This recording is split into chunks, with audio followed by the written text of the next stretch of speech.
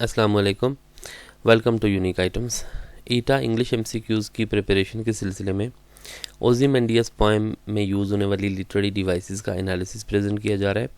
इससे पहले भी हम डैफोडिल्स पोएम का एनालिसिस कर चुके हैं, जिसका लिंक आपको इसी वीडियो की डिस्क्रिप्शन में मिल जाएगा। चैनल पे पहली दफ़ा आए हो तो सब्सक्राइब करके आगे चलें ताकि आपको मज़ीद वीडियोज़ भी ईज़िली मिल जाएँ। स्टार्ट करते हैं। ओज़िमेंडियस पोएम बाय पी.बी. शेले। तो ओज़िमेंडियस पोएम में कौन कौन सी लिटरेरी डिवाइसेस यूज़ हुई हैं? इसमें personification, consonance, metaphor, imagery, assonance, irony और एलिट्रेशन का इस्तेमाल किया गया है। तो सबसे पहले इस पोएम को हम पढ़ लेते हैं एक दफ़ा। I met a traveller from an antique land who said two vast and trunkless legs of stone stand in the desert near them on the sand half sunk a shattered visage lies whose frown and wrinkled lip and sneer of cold command tell that its sculptor well those passions read which yet survive stamped on these lifeless things, the hand that mocked them and the heart that fed, and on the pedestal these words appear, my name is Ozymandias, king of kings, look on my works ye mighty in despair, nothing beside remains round the decay of that colossal wreck, boundless and bare, the lone and level sands stretch far away। तो ये poem है जो कि PB. शेले ने लिखी है। इसके हवाले से थोड़ा सा डिस्कस करके आगे चलेंगे हम। ओज़िमेंडियस एक सोनेट है, यानी कि 14 लाइंस की ये पोएम है जो कि जून 11, 18 एंड 18 में ये कंपोज की गई। ये एक टाइमलेस मास्टरपीस है पी.बी. शेले का। तो इसमें वो क्या डिस्कस करता है ओज़िमेंडियस पोएम में? फ्रेजाइलिटी ऑफ लाइफ, यानी कि ज़िंदगी की जो नाजुकपन है ना।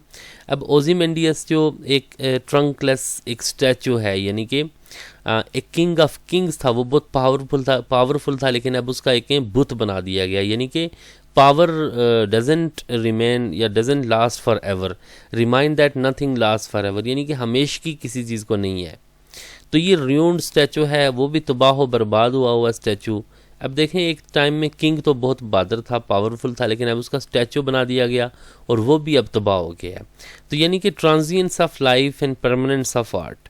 तो बात यह है कि ज़िंदगी क्या है, मुख्तसर है, और आर्ट जो है ना, आर्ट की परमानेंस को वो शो कर रहा है, और लाइफ की आप कह सकते हैं कि उसके आर्जीपन को वो शो कर रहा है।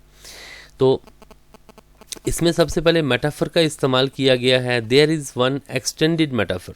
एक्सटेंडेड मेटाफर ये होता है ना कि that extends over course of lines and stanzas and paragraphs, यानी कि वो आगे बढ़ता चला जाता है। एक ही मेटाफर है, वो आगे अप्लाई होता जाता है। Used in the poem, the statue of Ozymandias metaphorically represents power, legacy and command. तो ये जो स्टैचू है, तो ये रिप्रेजेंट कर रहा है पावर को और कमांड को, हुक्म को। It clarifies the meaning of the object and makes it clear that once the king was mighty and powerful, यानी कि ये बता रहा है कि किंग क्या है, कि अब पावरफुल हुआ करता था और अब टाइम ने उसको इरोड कर दिया, उसकी एक्चुअल शेप वो डिस्ट्रक्ट यानी तबाह बर्बाद हो गया, अब वो स्टैचू उस तरह का नहीं रहा। तो मेटाफर का इस्तेमाल किया गया इस पोएम में।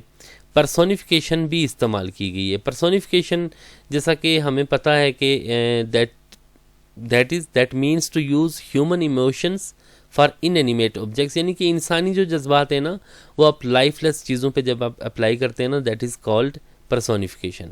तो पर्सोनिफिकेशन 2 दफ़ा इस्तेमाल हुई है। अब देखें आप, रिंकल लिप। अब रिंकल लिप तो इंसानों के होते हैं ना, स्नीयर ऑफ कोल्ड कमांड। अब जो एक आप जब सख्त हुक्म देते हैं ना, उस वक्त आपके जो तेवरी चढ़ी होती है माथे पे, तो और रिंकल लिप्स ये भी आपके जो है ना एक इंसानों के ज़िंदा चीज़ों के हो सकते हैं ना। तो ये स्टैचू की तरफ ये रेफर हो रहा है, और ऐसे जैसे tell that its sculptor well those passions read. तो ऐसे लग रहा है जैसे कि स्कल्पचर का वो जो स्टैचू है वो क्या है, कि वो एक फुल ऑफ लाइफ एक ऐसी चीज़ है जो कि ये क्या है, उसमें ये तमाम इमोशन उसमें पाए जाते हैं। तो ऐसे उस पोइट ने, पी.बी. शेले ने ये लाइंस लिखी हुई हैं। तो ये ह्यूमन जो इमोशंस हैं वो इनएनिमेट ऑब्जेक्ट्स को वो दे रहा है। इमेजरी का भी इस्तेमाल किया गया है। इमेजरी से मुराद ये होती है ना कि राइटर आपके 1 of 5 सेंसेस को अपील करता है। अपनी एक्सप्रेशंस के ज़रिए ऐसे वर्ड्स का वो इस्तेमाल करता है। तो यहाँ पे देखें आपके sense of sight such as two vast and trunkless legs, दो बड़ी बड़ी ट्रंकलेस जिनका धड़ ही नहीं है, लेग्स पड़ी हुई हैं। तो ऐसे आपको सेंस ऑफ साइट यानी आपको नज़र आ रही हैं पढ़ते हुए ना, जब आप पढ़ते हैं ना तो आपके जहन में एक इमेजेस खाका बनता है, shattered face, wrinkle lip and desert. ठीक है, तो ये क्या है कि इन वर्ड से आपके जहन में इमेजेस पिक्चर्स क्रिएट हो रही हैं जो आपको हेल्प करती हैं इस पोइम को मज़ीद बेहतर अंदाज में समझने में।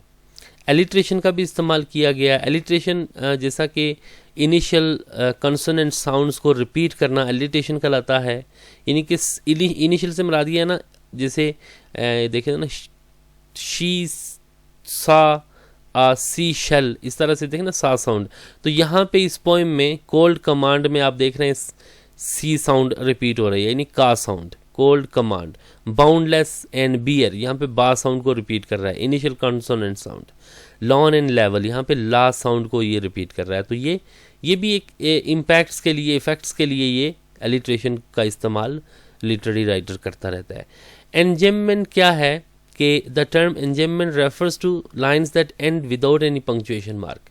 तो जो लाइन्स विदाउट पंक्चुएशन मार्क यानी कि comma, question mark, full stop, exclamation mark वगैरह के बगैर जो लाइन्स एंड होती हैं ना, उनको एंजेममेंट बोलते हैं लिटरेचर में। तो शैले ने भी 2 दफ़ा एंजेममेंट का इस्तेमाल किया हुआ है, सेकेंड लाइन भी और 6th लाइन में भी उसने कोई पंक्चुएशन मार्क का इस्तेमाल नहीं किया हुआ। फिर आयरनी का भी इस्तेमाल किया हुआ है। आयरनी से मुराद ये होती है कि आप जो बोल रहे होते हैं मतलब आपका उल्ट होता है। जैसे आप मैं मिसाल दे देता हूँ कि आप अपने घर में देखते हैं कि कमरा बहुत गंदा है और आप बच्चे को कहते हैं कि आपको इनाम देना चाहिए सफाई का। तो इससे या किसी बहुत ज़्यादा नालायक और कमज़ोर बच्चे को जो पढ़ता ही नहीं है उसको आप कहते हैं ना वेल डन, तुमने तो पूरे स्कूल को टॉप कर लेना है। तो इस तरह से आप जो कह रहे होते हैं ना तो आपका मतलब वो नहीं होता, दैट इज़ आयरनी। तो यहाँ पे भी आयरनी का इस्तेमाल किया गया इस पोएम में। कैसे इस्तेमाल किया गया है, जैसे mighty great and first king, बहुत ज़्यादा पावरफुल शो किया गया ओज़िमेंडियस को, उस किंग को, लेकिन in reality there is nothing but a broken lifeless statue. हकीकत में वहाँ पे कोई पावर नहीं है, कोई ग्रेटनेस, कोई फर्स्टनेस नहीं है, बल्कि क्या है, लाइफलेस, बेजान एक स्टैचू, एक ढांचा पड़ा हुआ है हकीकत में। तो ये आयरनी है। एसोनेंस का भी इस्तेमाल किया गया है। एसोनेंस आपकी रेपिटेशन ऑफ वावल साउंड्स होती है। एसोनेंस जैसे यहाँ पे स्टैंड एंड सैंड में आ साउंड का रिपीट करना, वेल एंड रेड में ई ए साउंड का रिपीट करना, तो ये एसोनेंस कहलाता है। इसके अलावा कंसोनेंट्स का भी इस्तेमाल हुआ है। Consonants is the repetition of consonant sound such as sign, half sunk, a shattered, visage, lies. अब देखें ये एलिट्रेशन नहीं है, एलिट्रेशन सिर्फ इनिशियल साउंड्स होती हैं। इसमें आप देख रहे हैं शटर्ड में सा साउंड इनिशियल है, ये विजेज में दरमियान में है, लाइज में एंड पे है, संक में आप देखें स्टार्ट में है। हाफ संक, shattered, visage, lies, whose, frown. अब देखें सा साउंड को बार बार रिपीट कर रहा है राइटर। तो ये भी एक लिटरेरी डिवाइस है जिसको कंसोनेंट बोलते हैं, कंसोनेंट्स। ये सोनेट है। सोनेट में फर्स्ट पार्ट ऑक्टेट होता है। ऑक्टेट यानी कि 8 लाइंस पे मुश्तमिल होता है, और जो नेक्स्ट पार्ट होता है सिक्सटेट यानी 6 लाइंस पे वो कंसिस्ट कर रहा होता है। तो ओज़िमेंडियस में भी यही पैटर्न इस्तेमाल हुआ है। इसमें भी 2 पार्ट्स हैं, पहले पार्ट में 8 लाइंस हैं, दूसरे में 6 लाइंस हैं। तो ये भी एक सोनेट की एक एग्जांपल है। तो ये ओज़िमेंडियस एक सोनेट है जो कि 14 लाइंस की पोएम होती है। तो कंक्लूड करते हैं हम लिटरेरी डिवाइसेस को, तो हम कह सकते हैं कि बहुत ही ज़बरदस्त तरीके से पी.बी. शैले ने इस पोएम को लिटरेरी डिवाइसेस का इस्तेमाल करते हुए जो चीज़ वो बयान करना चाहता है उसने उसको बयान कर दिया।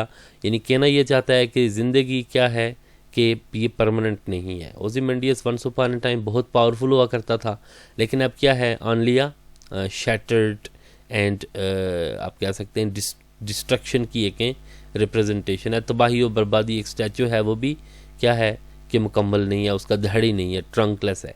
तो क्या है कि फ्रेजाइलिटी ऑफ लाइफ उसने उसको प्रेजेंट किया है। तो बहुत बहुत शुक्रिया देखने के लिए। उम्मीद है आपको इस लेक्चर से कुछ नई चीज़ें लाजमी मिली होंगी। तो keep in touch with this channel इंशाल्लाह आपसे बहुत जल्द फिर किसी नई वीडियो में मुलाकात होगी। तब तक के लिए अल्लाह हाफिज़।